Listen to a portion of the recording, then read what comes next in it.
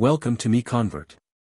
In this tutorial, I will show you how to convert RFA files to OBJ format, completely free and online. Open your browser and search for RFA to OBJ MiConvert.com. Click on the first result to go straight to the converter. You are now on the RFA to OBJ converter page. The interface is clean and easy to use.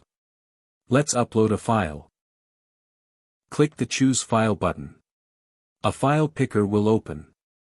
Select the RFA file you want to convert, then click Open. Your file is loaded and ready. You can see the file name, size, and destination format. Click Convert now to start the conversion. The conversion is in progress. You can see the progress bar moving. This usually takes just a few seconds. Done. Your file has been successfully converted. Click Download to save the OBJ file to your computer.